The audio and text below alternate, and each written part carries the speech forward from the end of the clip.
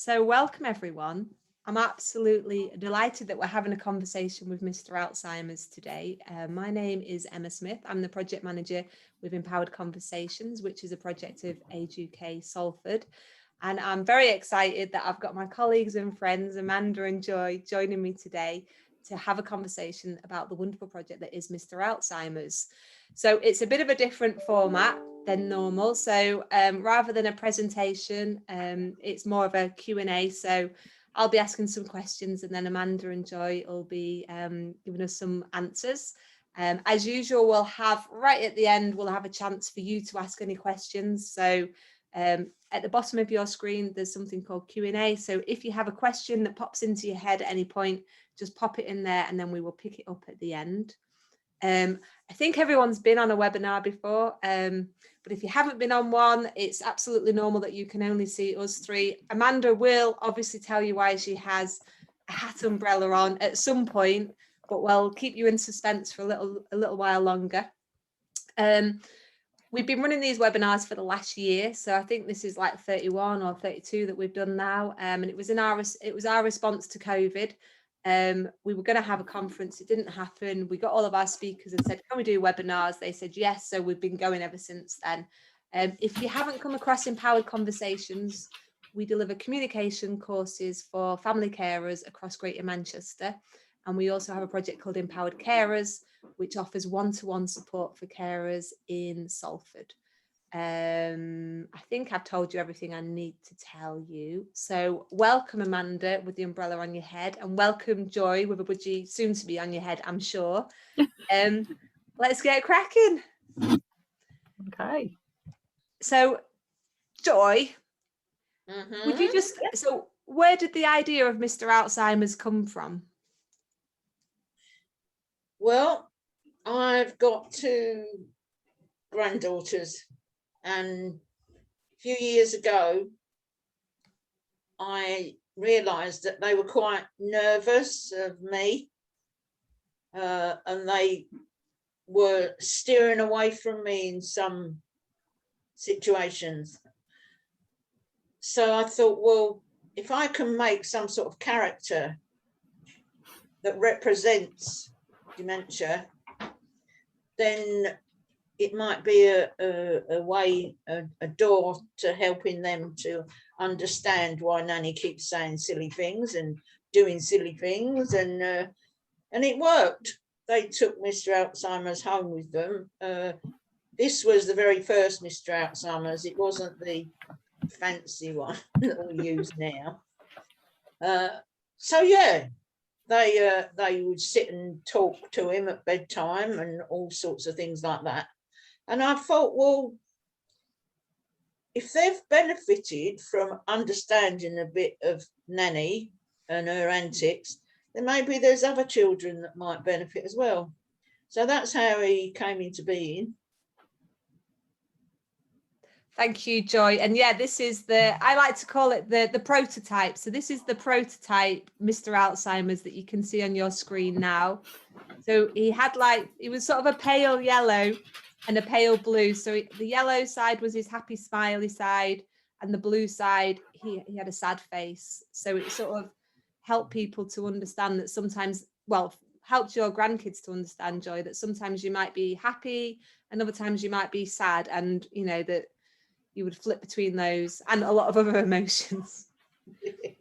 So I'm going to move the screen on now. So everyone bear in mind, so this is our prototype. And as you can see on the right, Joy is in front of a little sign there saying St John's C of E Primary School. And they were the first people to let us in. So they let us in with this giant Mr Alzheimer's, and they let us meet their school council. So I'm just going to ask Joy another question. So Joy, I sort of started it a little bit. We went from this big old Mr Alzheimer's. I mean, he is a big fella.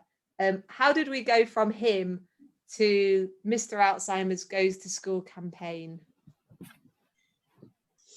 I think we were really wanting to involve the children, because it was as much their understanding of dementia as it was, we didn't want to preach to them, So we incorporated discussions and just asked them what they would find helpful and what sort of things. And they came up with ideas like, we need a bag to put him in, because some kids, you know, would feel quite embarrassed about, you know, carting a teddy around. And the idea was for the kids to take Mr Alzheimer's home. So we designed a bag and the children okayed it. And I must say, the children okayed everything we did. So we changed some things and we decided that he needed to be smaller, which happened. And we felt, well, we need to put other things in the bag so that we can start conversations with the carers at home or the parents or the grandparents.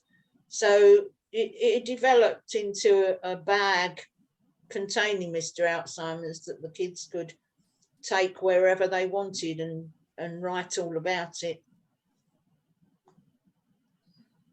Absolutely. And actually the diary was one of the ideas of the kids that we hadn't had that thought. They were like, it has to include a diary, because then we can tell people, you know, where we can remind Mr Alzheimer's where he's been on an adventure. And that turned out to be one of the sort of really highlights of it for me, like having a look at those diaries and seeing where they'd been. Or someone saying to me, oh, I've seen Mr Alzheimer's in Clifton Country Park, and some little school kid taking him out there for a little walk, which is just amazing. It was just a way of broadening the project, you know, just to let the children write down or take photos or draw pictures of where they had taken him. And that in itself was therapeutic, because they come back to school and in their bubble, the room where they were able to talk about personal things one-to-one with the teachers, that's where all the worries and some of the concerns of the children came out. You know, some of them didn't know the first thing about dementia, which is understandable. But when they explained where they'd taken him, they suddenly, well, no, not suddenly, gradually started to come out with, you know, my granddad shouts. And it just snowballed from there, really. It was just amazing that the children not only took on the character, but they opened up to things that were concerning them. You just triggered a memory for me then, Joy, because I remember that at St John's, the kids had done, so the school council, like for 2 years, the school council at St John's and St Andrews were prototyping this. So the bag that we just showed you, it didn't look anything like that. We made some bags out of material that Joy had found on a car boot off the East Lancs, and my mum helped us. So we made some, and we borrowed materials, and we had the forgetful elephant in there. So we borrowed as many different materials as we could for the first 2 years while we were prototyping it. But one of the memories that you just triggered there was around that assembly. And so the kids had done an assembly. I think they'd gone with the forgetful elephant. They'd done that as the story. And then after that, Mrs. Knight had said to us that, you know, 6, 7, 8 kids over the next few days were knocking on a door. And it wasn't even about dementia. It was like maybe like a nana had died, or a nana was poorly, or a granddad had this, or somebody did have dementia. But it just opened up like a way to talk about things about nanas and granddads, or, you know, so that hadn't been there before. So it just reminded me of that story, Joy. So Amanda, you marvelously joined the team just as the campaign was launching. Can you tell us a little bit about, Can you tell us a little bit about what the campaign involved? Okay, so the campaign involved quite a lot of stuff, really, actually. So there was workshops for the schools. So it was kind of like, we had to get the schools on board You know, so there was a lot of kind of, you know, trying to get the schools on board, communicating in various ways and stuff like that. There was a lot of promotional events and things like that, and, you know, communicating with all the different schools. And then it was, we developed a workshop. So the workshop itself was kind of a series of games. Joy came up with this ingenious idea of using a train set to kind of explain to the children all about brain pathways. So, you know, the kids would play at the workshop with this train set, learn all about brain pathways, and then all of a sudden it'd be a case of starting to take pieces of the track away and kind of, you know, explaining kind of, well, actually even asking them what they thought, you know, might be happening if people had dementia and stuff like that. So there was a series of games. The workshops were really, really interactive. So that was great. And, you know, what we did was we kind of decided to try and get, like, you know, about 3 schools, maybe sometimes 4 schools together, working with the school councils. And the idea was the school councils would attend that workshop initially. They would then take the bag back to the school, maybe do some assemblies and stuff like that, and then obviously spread the word, and they'd use the diary in the bag, etc. We came up with an award sort of schedule. So at the end of your workshop, you'd get your bronze certificate. So you'd get your bag, your bronze certificate, and off you go. And the way to kind of work up that award schedule would be, you know, if you were running workshops in school yourself with parents or, you know, outside members of families and stuff like that, you'd get the silver award. Then once you kind of, you know, if you moved up to gold, you'd be fundraising for the next leg of the project and things like that. And then the big one, the platinum one, would have been basically working with either a care home, care facility, or a dementia group. We were really ambitious, kind of hoping we could get a sports day, kind of, you know, with people with dementia. We would have done it if it weren't for COVID, but yeah. And then we had, on top of that, quarterly competitions. So that's where the diary came in. So we'd kind of... You okay, Joy? Did you want to say something, Joy? No, finish what you're saying. I just... Okay. So we we'd call on the schools and ask for snippets of the diary, which had all come back, you know, all colourful pictures and all sorts of things of all the different tales of where Mr Alzheimer's has been. There's some really, really comical ones. I'm sure you're going to ask me about those diary entries anyway, but there's been some really comical ones. And then we had the task of, which was an absolute nightmare. How on earth did you even choose the best diary entry? You know, when they were all so fantastic, but we had to narrow it down. And then people, you know, the children could win a Mr Alzheimer's for themselves, or they could win a book or a bookmark and that kind of thing. You know, or they could even win another pack for their school. So it was really good. It was brilliant the way we kind of sort of thought it up. Fantastic. Yeah. Go on, sorry, go on, Joy. Following on from what Amanda was saying about the workshops, I think the thing that sold it was that it made sure it was fun. You know, people get an idea of dementia being, oh my goodness, you know, it's dementia. But to connect with these youngsters, we realised that the games and the quizzes in the bag and everything, they needed to be fun. And I think that's what won not just the children over, but the members of staff as well. They found it was interesting enough to do outside of the workshops. And that's what, you know, that's why it took off.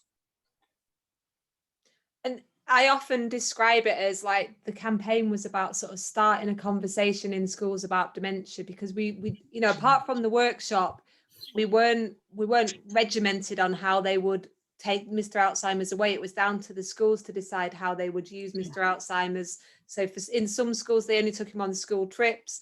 Other schools they were like getting him out, the kids were taking him home. So you know, they all did it in a slightly different way, but they all started a conversation about dementia. So with their in the school, and like with their families and in their communities, which was, you know, really what we wanted to do, wasn't it?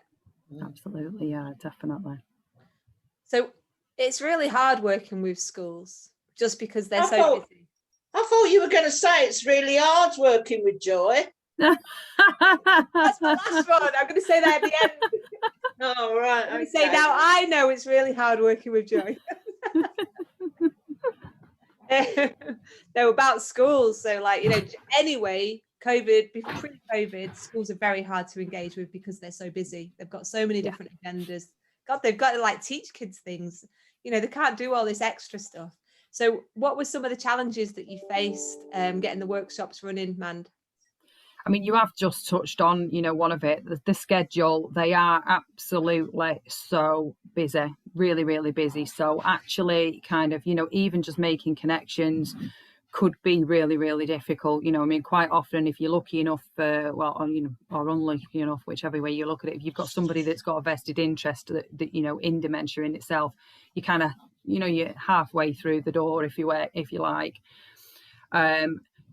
You come across all sorts of obstacles, you know, even the time of year can actually be really difficult. You know, we managed to kind of really wing it in July, getting a first session before the school holidays in that first year, which we actually really didn't think we'd do, but we pulled it off.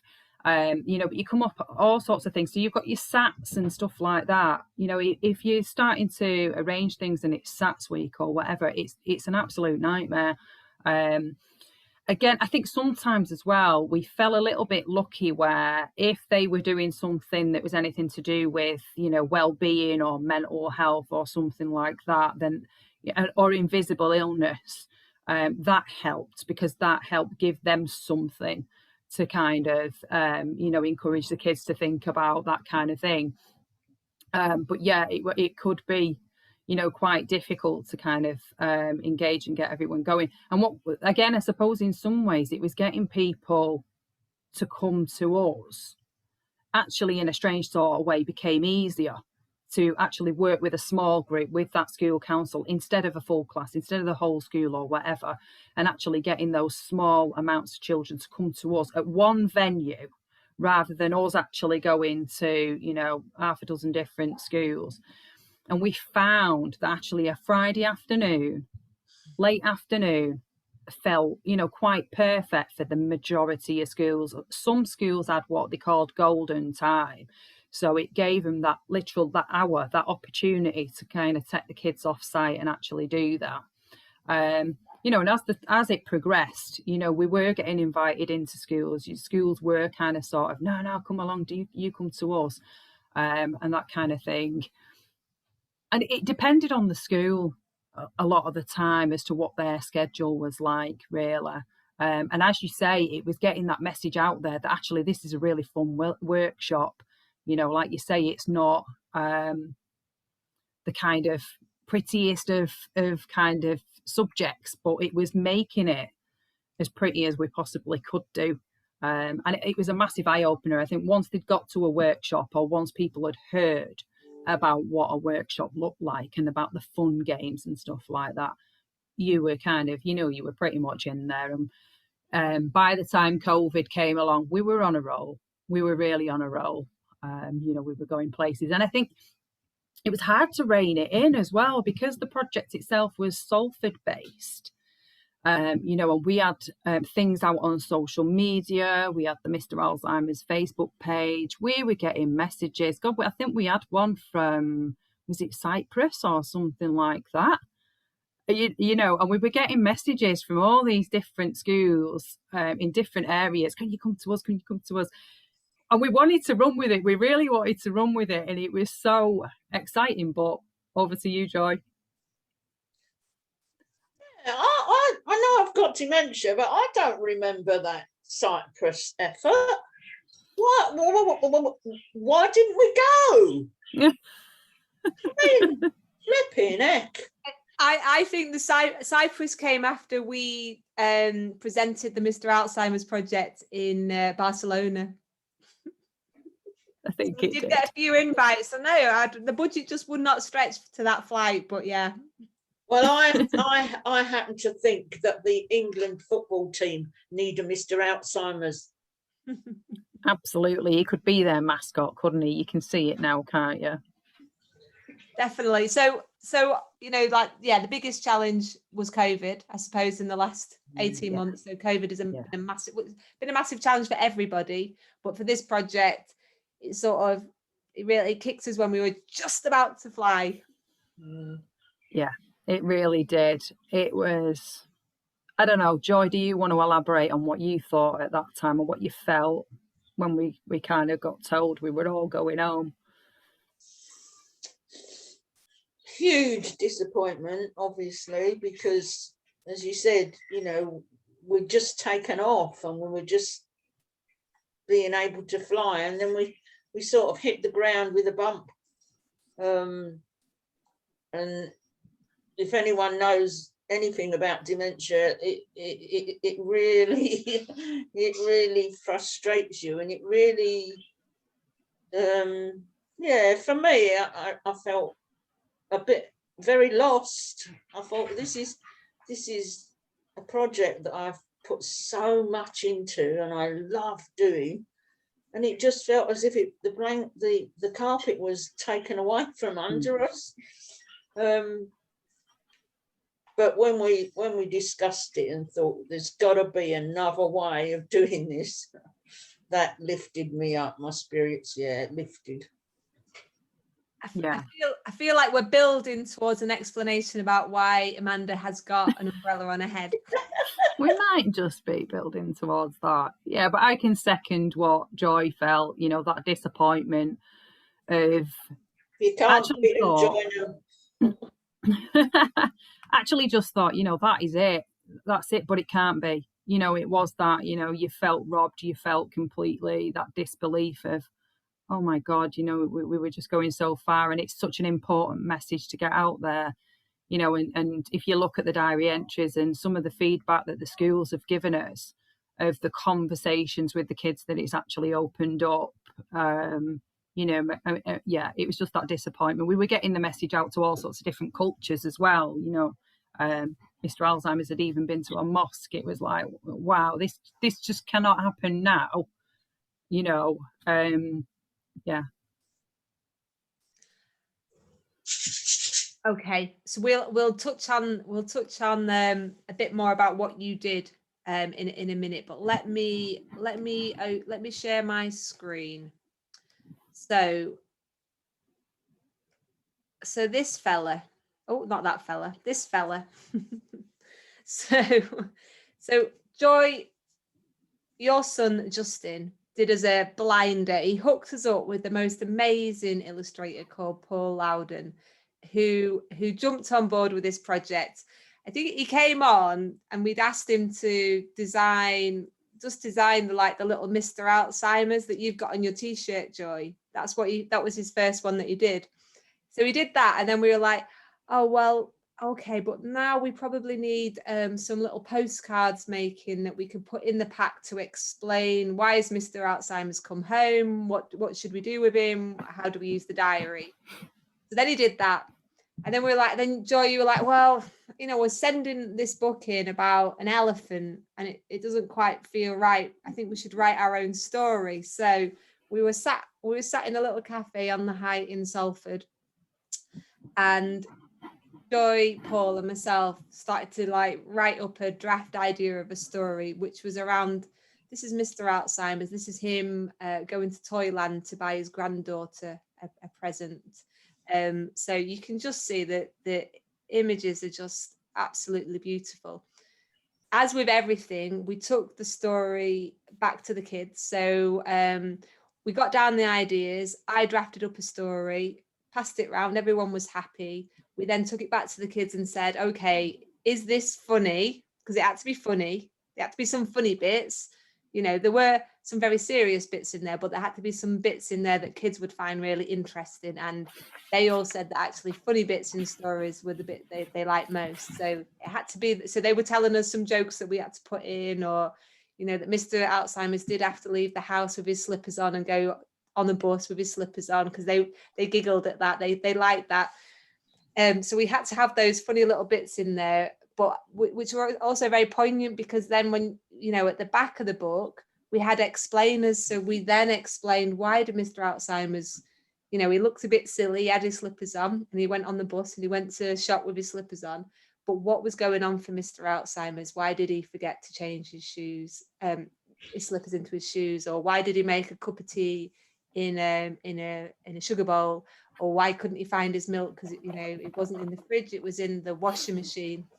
So all of these things were all explained. So these are just some of the images. So yeah, you know, as you might tell, we were shooting for the stars with it. So we're like, yeah, of course we're going to write our own story. Yeah, well, we weren't quite sure how we were going to take it to the next step, but so we had the story and we had these amazing images, and then I mentioned to a friend, Kate, who runs a design company, about it, and she had a family member who lived with dementia, so she was like, without a doubt, we will do the design work for the book for you. So they did all of the design work for free for Mr. Alzheimer's Goes to Toyland, and you know,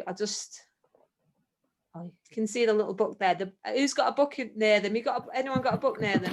I've got one. One sec, let me empty my pack. Oh, look, everyone's rushing to get the books. The book is actually, you know what? I sat down this morning and I read the book and I thought, this is a really good book. And the explainers Brilliant. at the end were all really good. So that was our story around the book. So we were very fortunate. We had a lot of friends, I think, that helped really, Joy. Do you? Oh yeah. And you coming up with some of the ideas, you know, to put in the book. I only contributed a bit to the sugar bowls, I think. But your ideas were really applicable. Is that the word? Yeah. Yeah. And I think go on. I was going to say the brilliant thing about the book as well is because, I mean, obviously we worked with different age groups, didn't we, as well? I know it was primary school, but we did work with different age groups, and you can actually, younger children can read the blue bit and look at the pictures, and actually the older children can read the entire story. So it was actually, you know, really child friendly, for either younger children or older children as well. And we did actually have older children reading it to their siblings. And I thought that was amazing as well. It was really sweet. Definitely was. Yeah, and I think all of the scenarios that we included in the book were all ones that had been shared with us. So the tea in the sugar bowl, the milk in the washing machine. I think that was yours, Joy, the milk in the washing machine. I've got a strong memory that was, and you know, going out with your slippers on. They were all stories that people had shared from us, that we drop in there. And you know, kids do chuckle when you say it, but then when they understand what's going on, they're like, oh, all right, okay. So it drives the point over even more. So you've had where's your Mr. Alzheimer's teddies? Just give us a wave, Mr. Alzheimer's teddies. Brilliant. You got one, Joy. Come on, you must have one. I've got a before and after.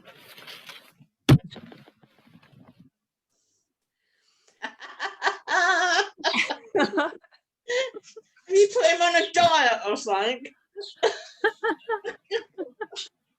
I must admit, I did get to the point where I couldn't see any more Mr. Alzheimer's cut out teddies. They were driving me. I was seeing him in my sleep. So we've got.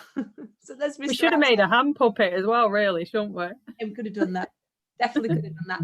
So what we wanted to do with the teddies was that we started by asking friends. So we had a few friends who would make them for us to start with.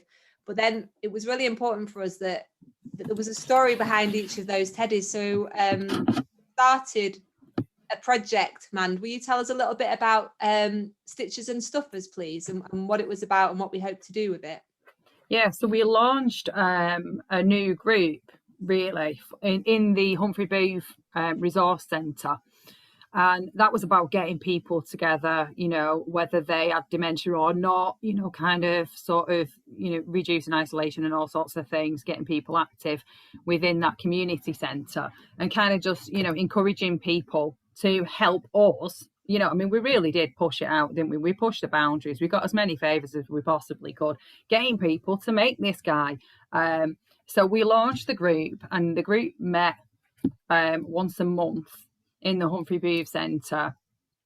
And we all, we'd do some cutting out, and people were invited from the Poppy Day Centre. I'll never forget, there was a lady there sat in, she came out, she was sat in a wheelchair. She was talking to us about Mr Alzheimer's. I'm not going to say the word she actually used, but when we were talked about Mr Alzheimer's, and it's like, what do you think about that? And he's always got a rubbish name. She didn't use the word rubbish, let me just tell you that. But that was comical. But we included people with dementia as much as possible. A lot of, the Mr Alzheimer's original teddies actually went into the Poppy Day Centre as well.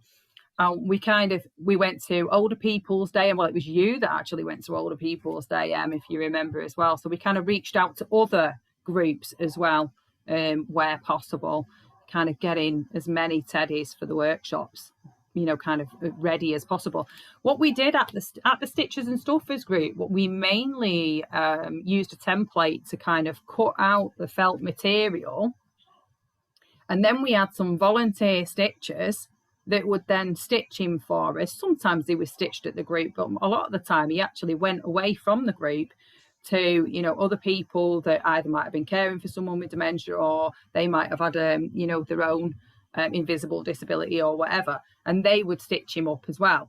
And so obviously some members of staff from Age UK as well. And then we sent them off to a lady on Langworthy Road, where she would actually finish them off, stuffers for us. And there was a lady in Earlham as well. She stuffed us for us. Her son had autism, and so it was really, really helpful for him because of the tactile sort of material as well.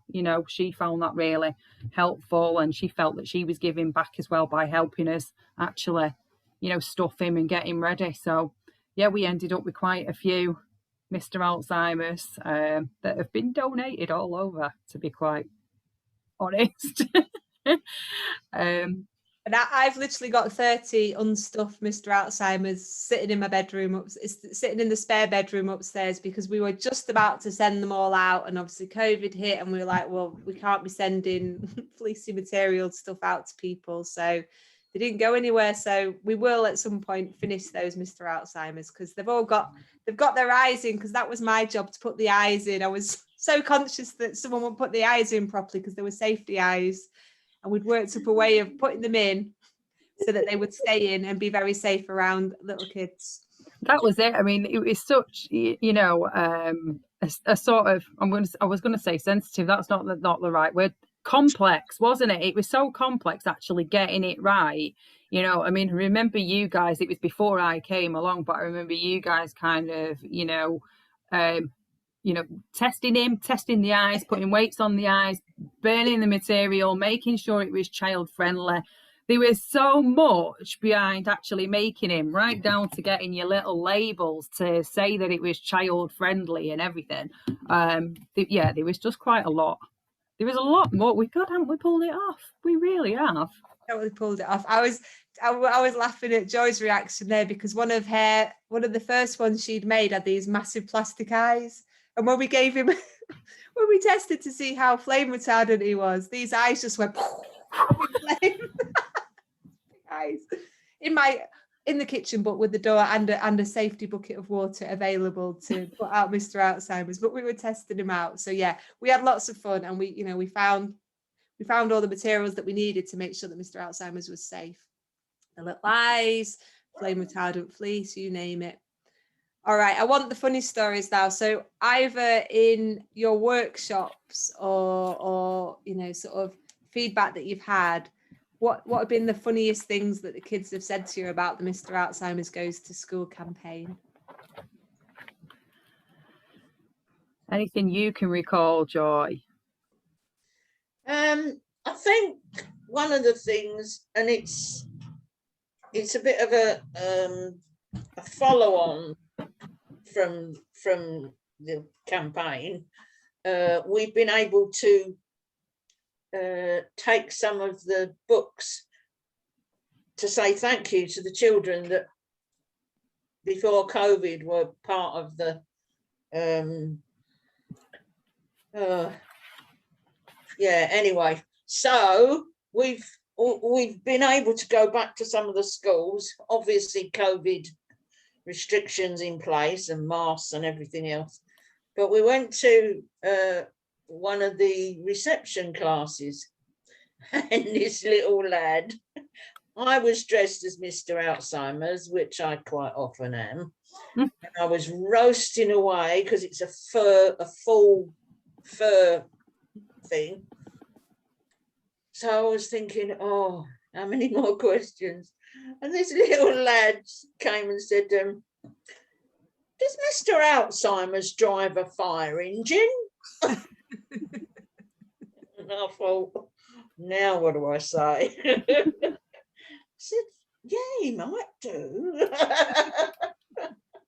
Why not? He drives a bin wagon. Yeah. Just things like that, you know, where the connection is the thing that is on their mind and the thing that is, you know, interesting to them. They've linked it with Mr Alzheimer's and dementia. I mean, how cool is that?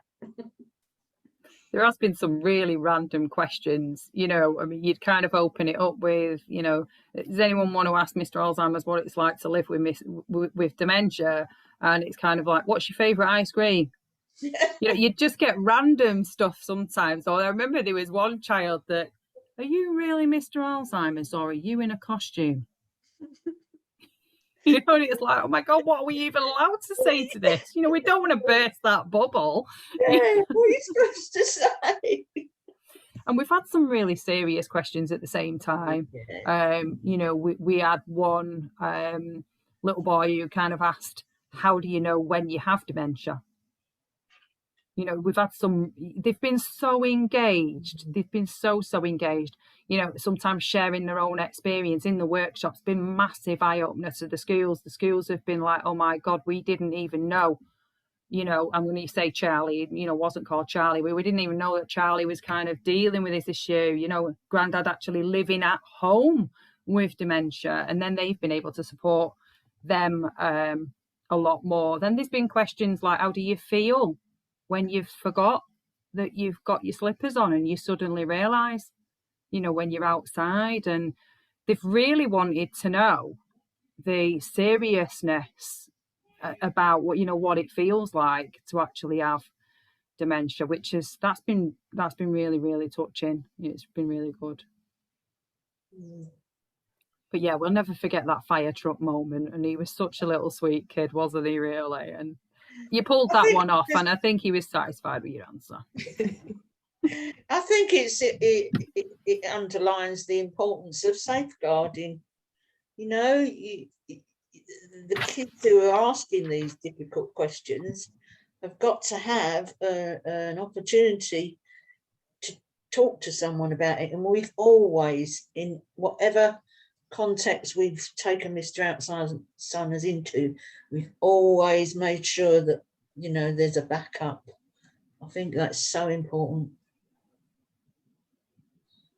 Yeah, so that little bit of signposting at the end, so where they could go to see Miss Knight in the bubble room, or That's any right. yeah.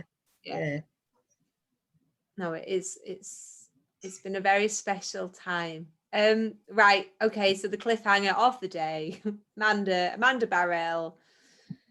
We're nearly going to find out why she's got an umbrella on her head. So COVID did hit. You've already hinted that you've been out and you've done some stuff. So what have you been doing with the campaign over the last few months? Okay, so, well, we kind of racked our brains of, you know, we've got to drive this on. And we originally came up with an idea of, because we realised, you know, that they were starting to use online. You know, a lot of us have either got children or grandchildren at home, and we kind of realised they were using Google Classroom for work at home. So we actually created a workbook. There was a little bit more COVID related. So it kind of had certain things in it about like what Mr Alzheimer's might need support with, you know, with COVID. So remembering his mask or remembering his lanyard and all sorts of, and it was an activity kind of booklet. It gave the children opportunity to explore actually what it was like not being able to see granddad or grandma right now as well, you know. And then we thought, well, you know what, schools started to use Zoom for obviously lessons and stuff like that. And we thought it might be helpful as well for the teachers to take a little bit of pressure off them, because you know what, actually it's been massive for them. You know, although a lot of people think the schools have been shut, they absolutely have not been. You know, they've been open for key worker children and stuff like that, and it's been business as usual for them. So it was kind of, in some ways, it gave them a lesson, you know, particularly for key worker children. So we designed the workshop to go online. Some teething problems with that one and things like that, but we decided to, you know, right, okay, so let's create this resource pack, which again went in the Mr Alzheimer's bag. We literally had to kind of coach the teachers to co-facilitate the workshop. We wanted to keep it as interactive as possible, which was difficult in some ways. So we couldn't do the train set, unfortunately. We didn't have the resources and the budget to be able to send every school a train set, unfortunately. But we tweaked the workshop as much as possible to keep it as interactive as we could. And the umbrella came in really handy. There was one occasion where I ended up wearing it on a session purely and simply because I'd forgotten to actually put it in the resource pack when we sent it to the school. And I remember that shock horror when it came online with, oh my God, they haven't got the umbrella for the umbrella activity. So one of the activities was an umbrella activity, and the message in that was that actually dementia, you know, is an umbrella term, and underneath all that they've got, you know, lots of different diseases that actually kind of contribute towards dementia. And we had so many fun sessions where sometimes there was a child wearing the umbrella, and sometimes there was the lovely Miss Hackett and our kind of pilot online session from St Charles, and she was just a good sport, and she wore this umbrella and she looked really fetching with all the disease, well, all, you know, as many diseases as we possibly could hanging from this umbrella. And yeah, that's what we did. We kind of kept as much as it in as we possibly could. We soon learned on that first session that sound was an issue. It was so hard to hear even a small class of children, you know, trying to interact with us on the other end. So we needed a microphone. We got a microphone and that kind of thing. And then the sessions went from there.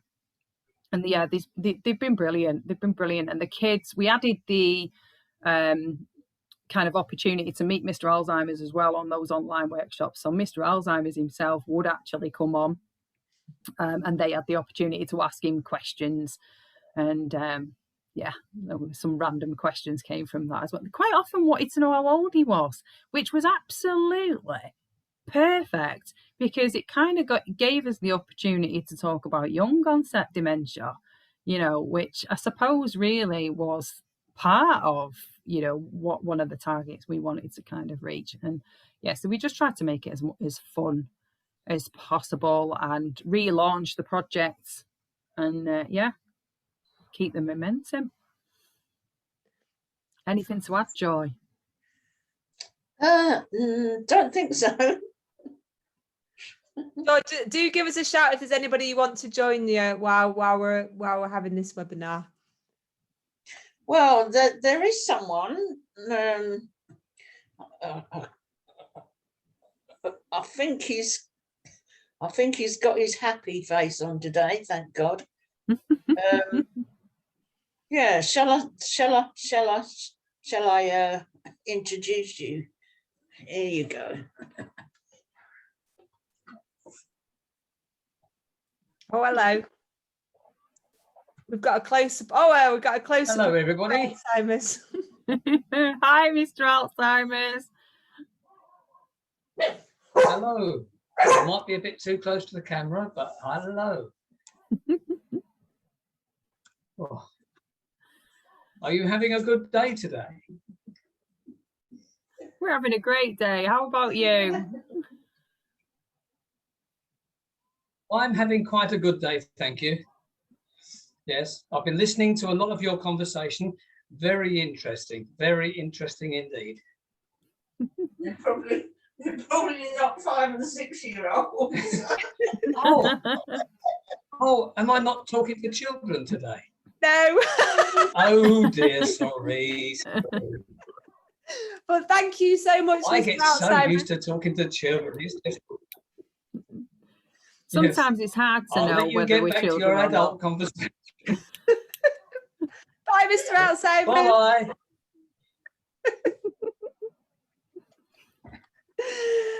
Oh, that leads me on.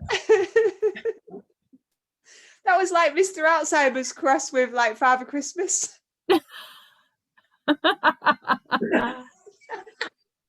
Joy, what's it like? Ho, ho, ho. Oh, ho, Just ho. give you a flavour. Just give you a flavour, doesn't it, of some of the crazy things we get up to.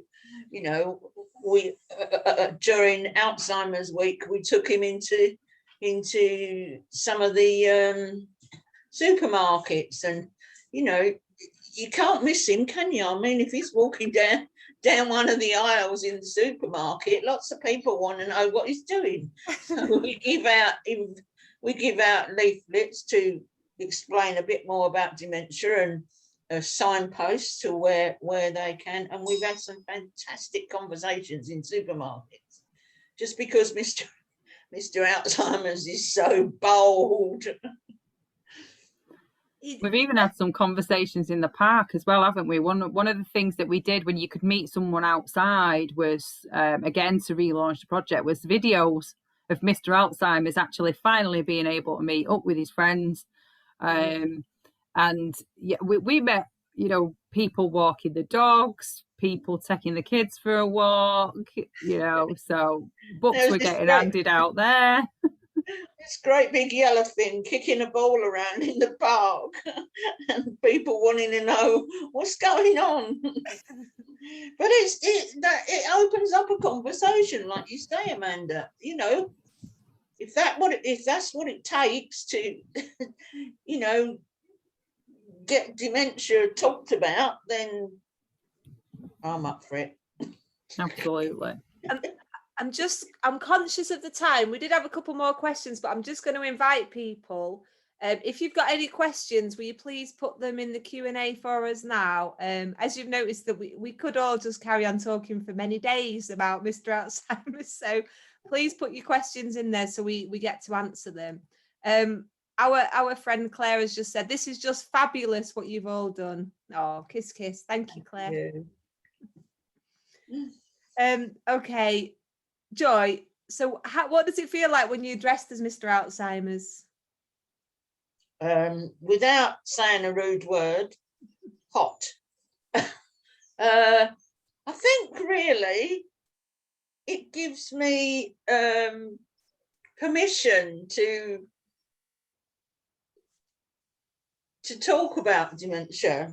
Not that I hide away behind the costume, but it just gives a different way of interacting with people. And I think that is so satisfying, because you're on a different level to standing up at a conference or some, you know, big Alzheimer's thing. It's more of a one-to-one with people, and if they want to know, you know, they don't mind asking this great big yellow thing, because they can't see the person, you know, they just see this character, and they open up, and I think that makes me feel so well valued, really, and think, well, you know, we're getting the message out there in any way we can. I think that's a really poignant point, actually, Joy, that you've just said, that actually in some ways asking the big yellow thing as Mr. Alzheimer's, you know, reduces some of maybe the anxiety or the fear for people to ask that question. You know, sometimes people are a little bit scared to have difficult conversations, but actually if you're asking this character, you know, as much as it is for the children to share their emotions with the teddy, actually the big Mr. Alzheimer's makes it easier to kind of ask him what it's Mm. like to live with dementia, which is Yeah, great if you can it open that gives- conversation. Yeah, I think it gives us a door, and obviously the person who's inquiring has choice as to whether they want to push that door open and ask, or whether, you know, it gives the person choice. Claire's saying you need to go on TV. Has anybody got a contact at the BBC? Or Joy has. I've tried. Take my word, I've tried and tried. We did have one unexpected thing that happened at one of the workshops. I think it was the first workshop, actually. We were gate crashed by the BBC. And that was such an emotional session. You know, the kids weren't aware of it, the teachers weren't aware of it, and the BBC just rocked up and presented Joy with the Ray of Sunshine Award. Yeah. And it was like, wow. That was so unexpected. Mm. So Yeah, see, BBs, here we come. watch this space. Watch this space. We've got, like, you know, we've been working on this. Well, we've worked on Mr Alzheimer's now for 4 years. So the funding for this has come to an end, but we've got other plans. So just watch this space. So hopefully Mr Alzheimer's will pop back up in supporting a song, perhaps, Joy. Yeah, Who knows? the cat's out. The cat's out the bag. Yeah, watch this space. There's a song coming Yeah. your way. So our friend James Millcop has said, "What a joy seeing Joy. How are your plums this year?" Oh, bless. They're not very good because I chopped the tree down too harshly last year. And I don't think I'm going to get any this year. So if you've got some, you need to send them to me. You'll be abundant next year, though, Joy. Yeah, I hope so. Yeah, you know what it's like. You know what it's like. Okay, well, I've got one more question. Oh, Rachel said, "I'd love to have Mr Alzheimer's for my nieces and nephews." Well done, guys. Well, Rachel, I think we can probably organise that, because we've definitely got some Mr Alzheimer's that need stuff in. We can sort a teddy out for, you know what, we can send you the whole pack, Rachel, because Yeah. you're with us, you're always coming and supporting the things that we do. So we'll sort a pack out for you and we'll get it shipped over to Oldham, which is 1,000 miles away, and it'll cost a huge expense. Happy to hand deliver that one. Do you want the book signed? Yes, we'll definitely sign the book. And then Claire said, if say Sunday schools wanted to talk when they reopen, what's Claire said? If Sunday schools wanted to talk when they reopen, can you still do workshops? Yeah, so Joy is still open for business for doing workshops, and we've still got materials that we can bring in. So yeah, definitely, Claire, we can do that. Right, so my final question then. So we talked about the diaries. I'm just wondering, you know, you've hinted that some of these diary entries are incredibly funny or just imaginative. So I just wondered if you had any that you could share with us just to bring that to life. Yeah, so again, I mean, getting that message out to different cultures. Mr Alzheimer's went along to the mosque. He had a really massive adventure one weekend where, unfortunately, somebody's daddy had to rescue him from the mouth of the dog. So he'd actually really had a good game with the dog, and the dog had loved him, and he survived it. And then, of course, he ended up in the washing machine. I vaguely remember that there was even a photograph of him like that in the washing machine in the diary as well. It was absolutely hilarious. He's been to ballet, he's been to jazz dancing, he's been tap football, Chester Zoo. There was one diary entry as well that I really can't forget, where, again, just touching on how it got him to talk about other issues and kids to talk about their emotions. There was one diary entry that actually touched on how they'd read the story to, I think it was the little sister, and he'd been cuddling the little sister, and then they were supposed to go to Daddy's house, and Daddy was a bit of a letdown, unfortunately, but it gave them that opportunity to have that conversation about their emotions. And actually Mr Alzheimer's made the day better, because they ended up then making fish and chips and peas with Mr Alzheimer's and having a really, really nice tea. So there was all sorts of absolutely hilarious, and some of the pictures were just so cute, you know. Bear in mind there was some really little kids doing some of this. They were so hilarious, some of the pictures and some of the stories, and yeah, it was really good. My favourite one was that one in the washer. I've got to admit, that one where he survived the dog and ended up in the washer. I've just had a last minute entry into the presentation by putting this little picture in. So these are the sort of pictures that we'd get in the diary. I read a book and slept with Mr Alzheimer's. Oh, and look, that's reception class, you know. So I mean, this is the kind of age group that were asking us the questions about fire engines, you know, and yeah, so it was great. For reception, that's actually a really exceptional picture of Mr Alzheimer's. Oh, Rachel said, well done, great achievement, well done, Mr Alzheimer's. Oh, thank you very much.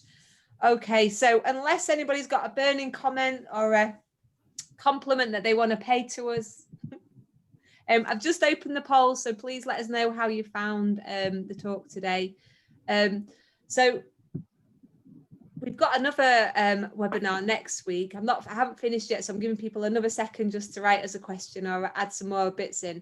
And I'm only being so rude because Joy is on the webinar next week, because we're having a conversation with Dementia Adventures next week, and Joy has partaked in a few of their adventures, so she's going to be on again next week talking about the fun that she's had with Dementia Adventures. Doesn't look like we've got any more comments from you all, so a massive thank you, Amanda and Joy, not just for this webinar but for making the last 4 or 5 years of my life so much fun with Mr Alzheimer's. It's just been an absolute joy, literally, to just be part of. So thank you so much for the journey and for the adventure, I should say. And I'd like to thank you both as well for letting me to come in and trusting me to run with this project, kind of, you know, almost halfway through. And yeah, it's been an absolute pleasure, like you say, an absolute joy, quite literally, to be a part of this and driving it forward. Over to you, Joy. It goes without saying, I really, from my heart, thank both of you for the support you've given me. I could never have done it. Maybe in the early days, I could have pulled it off. But the last couple of years, 2-3 years, I wouldn't have done it without you. And it's given me so much pleasure. So thank you. And thank you everybody for staying on and listening to us chatter on about Mr Alzheimer's. Thank you so much. Oh, Claire said it's great teamwork. So thank you everyone. It's the end now. It's 2:30. So go off, have a cup of tea, and we will see you all here again very soon. So take care, everybody. Thank you.